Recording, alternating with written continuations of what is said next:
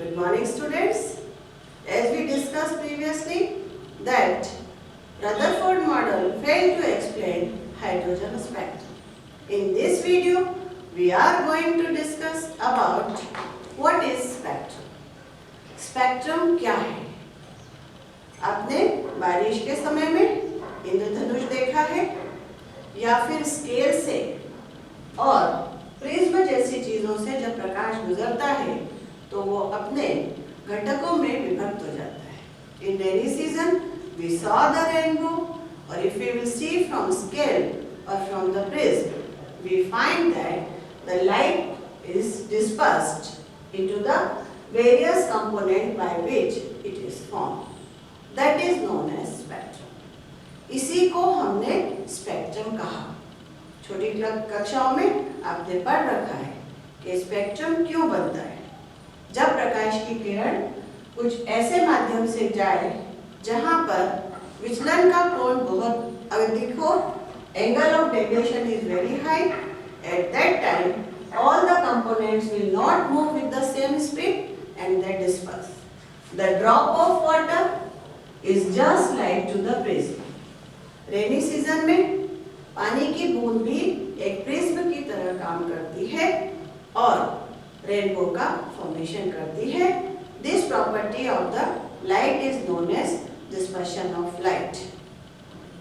This spectrum that we are getting, it is a continuous spectrum.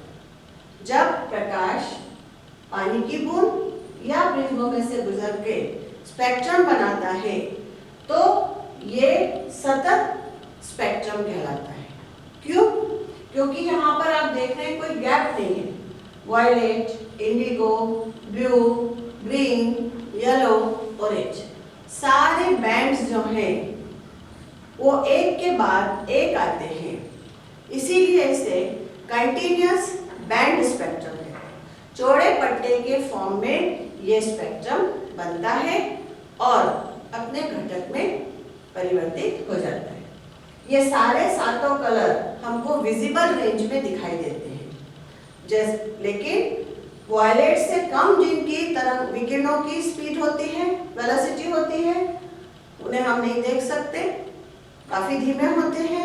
इसी तरीके से red के बाद, लाल रंग के बाद जो विकिरण आते हैं वो इतने तीव्र होते हैं कि उन्हें भी हम अपनी आंखों से नहीं देख सकते. कहने का तात्पर्य यह है कि कुछ स्पेक्ट्रम हमको विजिबल रेंज में मिलते हैं या फिर कुछ विकिरण जो है वो हमको इनविजिबल रेंज में दिखाई देते हैं, दिखाई नहीं पड़ते हैं, लेकिन वे स्पेक्ट्रम के साथ में उत्पन्न होते हैं.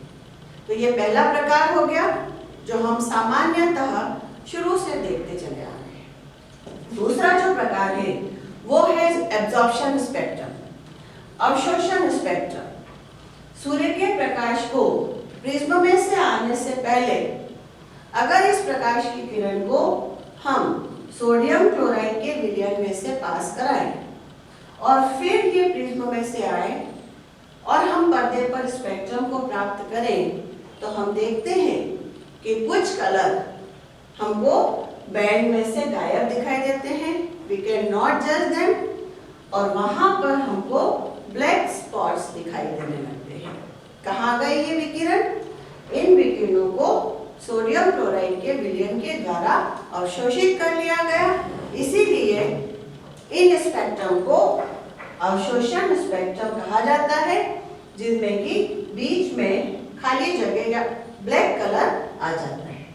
तीसरा जो स्पेक्ट्रम है वो रैखिक स्पेक्ट्रम है. जैसे हमने कहा कि रदरफोर्ड का जो मॉडल है वो हाइड्रोजन स्पेक्ट्रम को पूरी तरीके से एक्सप्लेन करने में, समझाने में असमर्थ था. तो है क्या हाइड्रोजन स्पेक्ट्रम?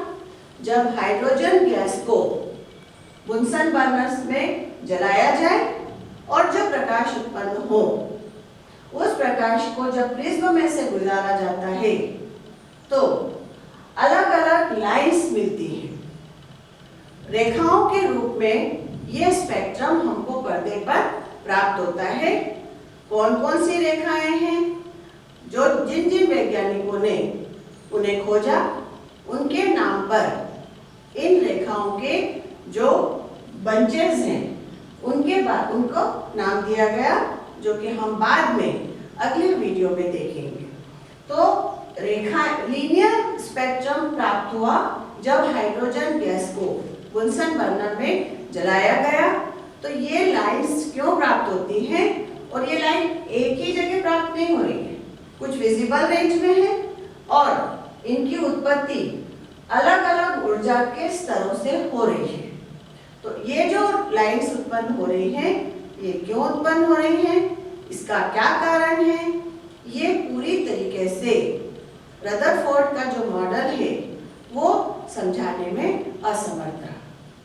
जब भी कोई पिछले परमाणु मॉडल का दोष आता है या पिछले प्रयोग का दोष आता है, तो वो आगे के आविष्कार के लिए, आगे की खोज के लिए बेस बन जाता है।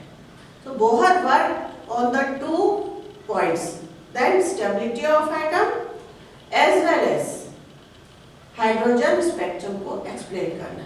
बोहर का मॉडल बहुत सक्सेसफुल मॉडल माना गया है, जो कि हम अगले वीडियो में एक और हम स्पेक्ट्रम जो कि इलेक्ट्रोमैग्नेटिक स्पेक्ट्रम है, जब इलेक्ट्रोमैग्नेटिक वेव्स जो आपके रेडिएशंस आ रहे हैं, मोबाइल के सिग्नल्स आ रहे हैं, if you catch them and when you keep prism in the path of them, अगर उसके रास्ते में हम प्रिज्म रख दें, then we will get the spectrum also.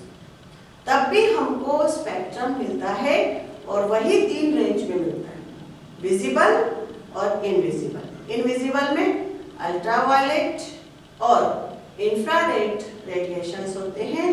वो कौन कौन से रेडिएशंस हैं, उनके क्या क्या इंपॉर्टेंस है, that we will see in further video.